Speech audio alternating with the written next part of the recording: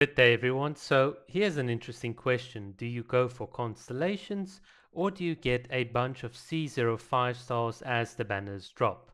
And I think this question is very, very interesting because at some point, as a free-to-play player especially, once you've got a decently sort of balanced roster, do you really need more characters, or do you think you can start increasing your account's power by wishing on the rerun banners? And I think this is quite a topical question and one which the community does not really understand. So let me explain this. Imagine the extreme example of an F2P player only going for constellations. In fact, if you've been a part of my polls, you would have seen I've asked this question. What happens if someone was not spent any money at all in Genshin Impact, got a C6 limited 5-star? Are they still F2P in your eyes? Well, you can answer the question. And I said, well, assume this player has been someone that's been saving up in the game by grinding for a long time. They've been a day one player. And yeah, if someone's been saving up for since day one and they got a C6 limited 5-star, the majority of 36,000 people have said yes. And in fact, people have even tried to post links of saying, well, look at this Ayaka, look at this C6 Uemiya, absolutely F2P, and there are legitimate videos of people that are F2P players that have gone all in on one character. And in fact, when you read the comments, a lot of people here said F2P means free to play. If they didn't pay, that's it. A lot of people have even went into my comment section and said, you know, this is just common sense. Why are you asking this question? Are you an idiot for even posting this? I mean, come on, it's undeniably free to play players. Like, why is this a question? They didn't spend money. If you don't spend your free to play, I mean, why would they not be considered free to play? Okay, so you guys get it. If someone follows this strategy, they're F2P. But yet, when I asked a different question, which is the exact same question, and I said, what happens if I made a video showing a 9-star clear with a C6 Yai Fish on Kujasara? Would you consider it as F2P? And the majority of people said no. And this is the bizarre thing. In both those situations, it is theoretically possible for someone to follow the strategy. So why would someone consider Yai Miko that came out months after Ayaka, who we can confirm has been C6 by free-to-play players, not be considered F2P if someone followed the exact same strategy? That is what's absolutely insane to me. So here's the thing. A lot of people think that just because the outcome, in other words, you see someone's Yai Miko is doing like a ton of damage. Just because you can't relate to this damage, they're not F2P. They don't relate to the common experience. It's like perhaps the common experience is wrong. Perhaps the impulse pull, oh, I got a Primogem pull, oh, I got a couple of Primogems pull, is the wrong strategy. Perhaps the better strategy is saving up. And this is the crazy part of it. Now, I don't deny that the answer should be like no. I think perhaps given the way the question was phrased, it might come across as saying, oh well, you know, you can't just show me stuff and then pretend. How did you get to that C6? So on the basis that you got to the C6 character completely as a free-to-play player, it doesn't matter what the outcomes are.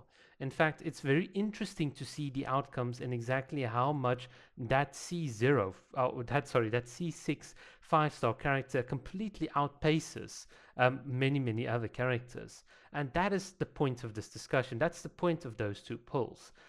What do you do? And the obvious answer is you don't go for either extreme. You don't try and get all the characters, and you don't get one single character at C6. If you were to get one single character, I think Yai would probably be a fantastic option because you're doing about 100k damage every second. There's no other 5-star that can give you that as unconditionally on their own.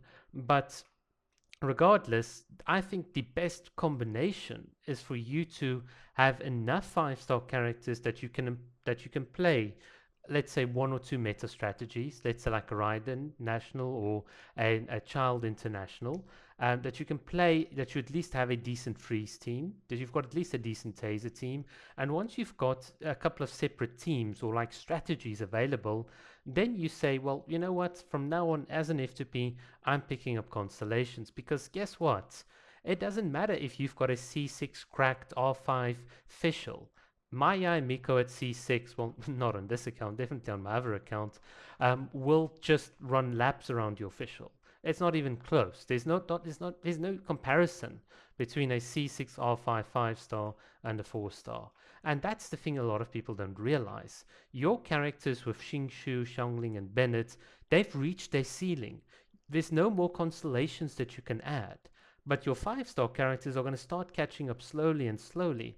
So if someone starts following a strategy of saying, I've got enough characters, let me start making them stronger and stronger, they're definitely going to outpace the meta, in so-called air quotes, player that only goes for as many 5-stars and tries to make meta pulls. And if they don't have the right meta pull, then they pride themselves on skipping this banner. You know, all that sort of clout that people have. At the end of the day, there is a careful balance, there is a careful strategy, and yes, of course, we're looking at this with hindsight. If we all had foresight, perhaps you could have gone for your C6i. Obviously, we don't have foresight, but you know what's better than all of that? Having discipline and not impulse pulling, not having 160 and going wish, wish, wish, wish, wish, wish, which is what a lot of players do.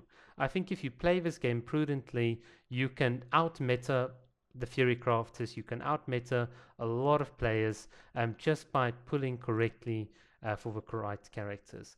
And that's the entire point of this video.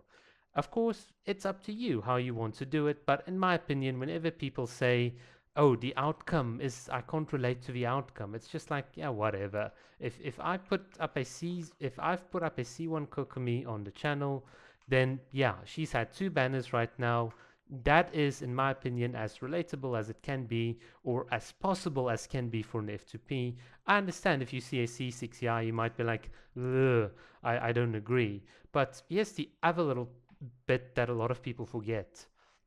On my other account, or my so-called main account, I also get the exact same amount of Primo Gems that all the F2P players have gotten since day one, which means a certain portion of my account is not due to paying. So if I make a claim that this character at C6 is F2P, and I don't make this claim about any of my other characters are at C6, would you still grant me it? Is it all just going to be dependent on the outcomes, the artifacts? By the way, I don't do resin refreshes on artifacts, because artifacts are an absolute scam, like the weapon banner. Well, I guess a lot of people would say no, they wouldn't agree, they would not agree to that consensus, but theoretically, from the perspective of the game, they are one and the same. I won't make that claim because I know it will upset a lot of people, but the point of this entire video is for you to start thinking about constellations, to start thinking about how you want to plan out your account and your power balance, and to start understanding exactly what constellations might be worth picking up and so on in the future. In my opinion, if you're going to go for constellations, just go for C2 Raiden, because that thing is just, it's beyond broken. It's just the most broken character in the game. But yeah, guys, that's it for this video. A lot of hot takes, a lot of spicy takes. A lot of people are going to be upset in the comment section. My goal is not to upset people, but to get people to start thinking in a bit of a different way. Cheers.